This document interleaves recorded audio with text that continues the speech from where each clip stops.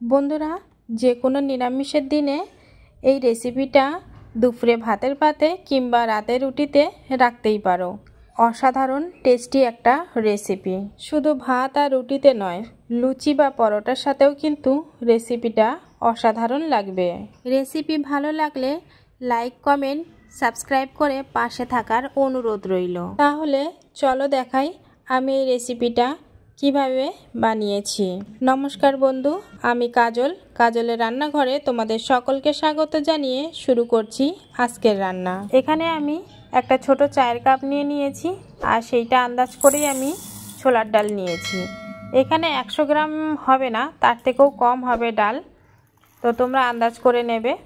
তো যাই হোক, ডালটা এবার আমি ভালো করে 4-5 বার জল পাল্টে ধুয়ে নেব। আর তারপরে আমি একটু জল দিয়ে ডালটা একটু ভিজিয়ে রাখবো। তোমরা 1 ঘন্টা ভিজাতে পারো, 10 মিনিটও ভিজাতে পারো। আর একটা কথা বলি, না ভিজালেও চলবে। ভিজিয়ে রাখলে 2টো সিটিতে ডালটা ঠিকঠাক সেদ্ধ হয়ে যাবে, আর না ভিজিয়ে রাখলে মোটামুটি 5টা সিটি দিয়ে তোমাদেরকে সেদ্ধ করে নিতে হবে। তো দেখতে পাচ্ছ জলটা কিন্তু এবার চকচক করছে। তো এই পর্যায়ে আমি প্রায় আধা ঘন্টা মতো ডালটা ভিজিয়ে রাখছি। ডালটা ভিজানো হয়ে গেছে, আধা ঘন্টা পর আমি ফিরে এসেছি। ডালটা দেখো সুন্দর ভিজানো হয়ে গেছে। এবার আমি একটা কুকার নিয়ে নিলাম, আর জলটা যেহেতু আমি ভালো জল দিয়েছিলাম তাই জলটা আর ফেললাম না, ওই জল শুদ্ধই আমি কুকারের মধ্যে দিয়ে দিলাম। দিয়ে 2টো সিটি মেরে নেব। এবার দেখো এখানে আমি 6-7টা মতো পটল আমি খোসা ছাড়িয়ে 2 ভাগ করে কেটে নিয়েছি, আর একটা মাঝারি সাইজের আলু চৌকো চৌকো করে কেটে নিয়েছি। আমি যতটা ডাল নিয়েছি তার জন্য এই সবজিটা একদম পারফেক্ট। তো তোমরা চাইলে সবজিটা একটু বাড়িয়ে দিতে পারো, সমস্যা নেই। এবার একটা কড়া বসিয়ে দিয়েছি, কড়াটা গরম হয়ে গেছে, তার মধ্যে কিছুটা সয়াবিন তেল আমি নিয়ে নিলাম। তোমরা কিন্তু রান্নাটা সর্ষের তেলেও করতে পারো। আলু আর পটল আমি একসাথে করে বেশ একটু লালচে করে ভেজে নেব। আলু পটল আমার লালচে করে ভাজা হয়ে গেছে, দেখতে পাচ্ছ বেশ গায়ে ভালো লাল রং ধরে গেছে। তো এবার আমি একটা প্লেটের মধ্যে তুলে নিচ্ছি। পটলগুলো তোলা হয়ে গেলে আমি এই তেলের মধ্যে কিছু গোটা মশলা অ্যাড করব। তো এখানে আমি সাদা জিরে নিয়েছি অল্প করে, এলাচ নিয়েছি 2টো, আর এখানে লবঙ্গ নিয়েছি দেখো 3-4টে, ছোট ছোট বলে আমি 3-4টে নিয়েছি, বড় হলে 2টো নিলেও হবে। আর নিয়েছি দারচিনি, আর নিয়েছি তেজপাতা। এবার ফোড়নগুলো সব ওই তেলের মধ্যে দিয়ে দিচ্ছি, আর একটু নেড়ে ছেড়ে ভালো করে ভেজে নিচ্ছি।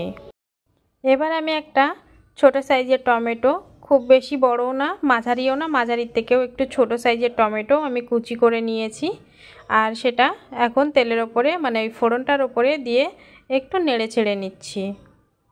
বন্ধুরা, এবার কিছু গুঁড়ো মশলা অ্যাড করছি। এখানে আছে স্বাদ অনুযায়ী নুন, চিনি, হলুদ, আর 1/2 চা চামচ মতো জিরে ধনে গুঁড়ো একসাথে করা আছে। তো সেটা দিয়ে এবার কিছুক্ষণ আমি নেড়ে ছেড়ে কষিয়ে নেব। গুঁড়ো মশলা দিয়েছি তো তাই একটু জল অবশ্যই এখানে দিতে হবে, না হলে কষানোটা হবে না, নিচে গুঁড়ো মশলাগুলো ধরে যেতে পারে মানে পুড়ে যেতে পারে। তাই একটু জল দিয়ে আমি বেশ কিছুক্ষণ কষিয়ে নিচ্ছি। এবার আমি তোমাদেরকে ডাল সেদ্ধ করাটা দেখাচ্ছি। আমি 2টো সিটি মেরে নামিয়ে নিয়েছি, আর ডালটা দেখো গলে যায়নি, সেদ্ধ হয়ে গেছে কিন্তু গলে যায়নি। দেখো আমি 1-2টো ডাল হাত দিয়ে চেপে দেখাচ্ছি। ডাল গলে গেলে কিন্তু এই রেসিপিটা একদম ভালো লাগবে না। তো ডাল এরকম গোটা গোটাই রাখতে হবে। এখানে দেখতে পাচ্ছ মশলা তো আমার ভালো করে কষানো হয়ে গেছে, কিন্তু আমি আদাটা দিতে ভুলে গিয়েছিলাম, তাই একটু আদা গ্রেট করে এখানে দিয়ে দিলাম। প্রায় 1/2 চা চামচ মতো আদাটা অবশ্যই দিতে হবে।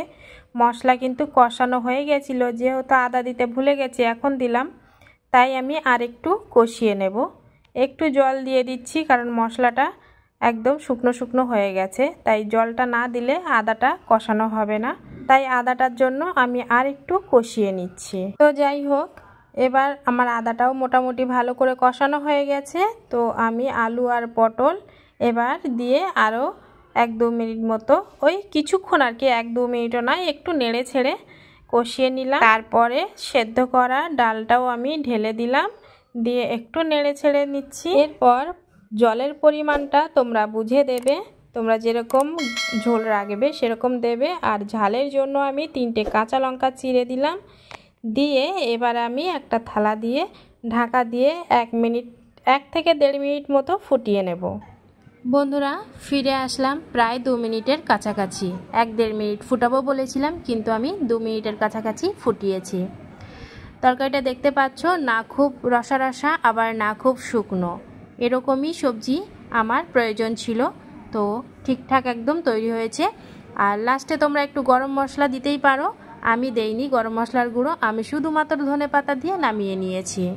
যাই হোক বন্ধুরা, এই রেসিপিটা ভাত, রুটি, লুচি সব কিছুর সাথেই খুব দুর্দান্ত চলবে। আমার এই রেসিপি যদি তোমাদের ভালো লেগে থাকে তাহলে লাইক, কমেন্ট, শেয়ার, সাবস্ক্রাইব করে দেবার অনুরোধ রইল। পুরো ভিডিওটা ধৈর্য ধরে দেখার জন্য অসংখ্য ধন্যবাদ।